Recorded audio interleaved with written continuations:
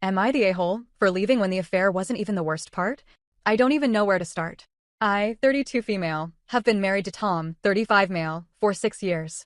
We have 2 kids, our daughter Lily, who's 6, and our newborn, Max. Life has been hectic since Max was born.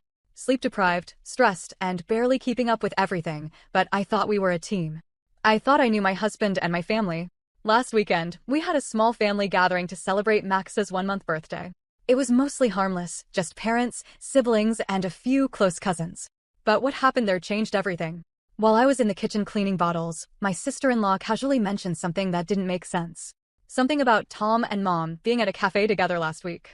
At first, I laughed it off. I mean, my mom is warm, motherly, she loves him like a son-in-law. But the way she said it, I had a pit in my stomach. Later, I overheard them laughing in the living room. My mom whispered something to Tom, and his hand was around her waist. His face wasn't of a man joking around. My chest tightened. I followed my gut, confronted Tom in front of everyone, and asked him directly, "Are you hiding something from me? Are you having an affair with my mother?" He froze, then stuttered, then went silent. His silence said everything. He then admitted it. I was disgusted. Everyone in the room was shocked. I wish I could say I was surprised, but in a way, I wasn't. There had been little things. Extra phone secrecy, vague excuses, and that weird tension I could never put my finger on. But hearing it out loud, with all the people we trusted around, was like someone ripped my chest out and stomped on it. And here's the part that's almost worse than the betrayal itself. My mother didn't even try to hide it. She looked at me with a mixture of guilt and defiance, like she was proud of some twisted conquest. My husband and my own mother, people I should be able to trust more than anyone, had been sneaking around behind my back. I didn't even want to hear explanations. I didn't care about apologies. I picked up Max, grabbed Lily, and left. Right there. No shouting, no drama, just a quiet, furious, heartbreaking exit. On the drive home, everything hit me at once. How could my own mother betray me like this? How could the man I built a life with, my partner, the father of my children, do this? The affair itself almost felt secondary. The real horror was my mother's betrayal, the complete collapse of everything I thought I knew. I stayed with a friend that night, crying and trying to piece together how my life went so sideways without me noticing. I haven't spoken to my mom, and Tom keeps texting, begging, groveling, but I don't want to hear it.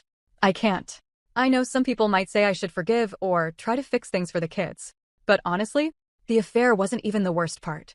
The worst part was that my own mother and husband teamed up to deceive me. And that I can't forgive. So am I the a-hole for leaving? After that night, I went no contact with both Tom and my mother. I changed my locks, blocked their numbers, and for the first time in years, felt the weight of real freedom mixed with heartbreak.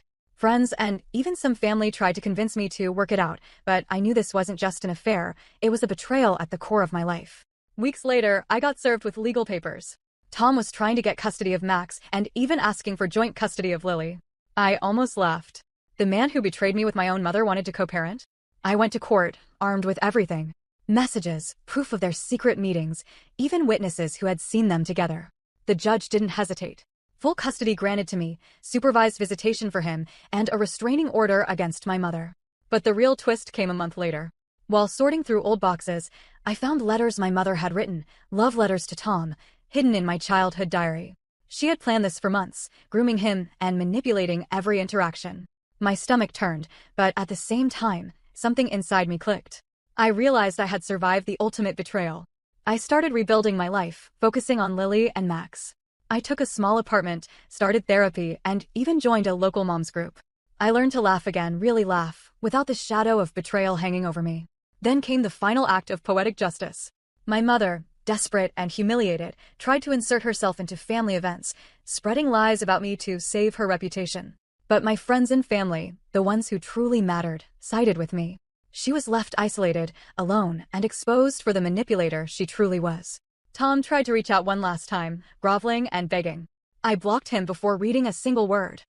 Standing in my new apartment, watching Max crawl across the floor and Lily drawing silly pictures on the wall, I finally felt it. Peace. Not revenge, not closure from them, but the kind that comes from surviving betrayal and reclaiming your life. Some nights, I still dream about that family gathering, the shock, the betrayal. But I'm thankful I found out that day rather than later. I wake up and I'm free. And that, I remind myself every day, is worth everything they tried to steal from me.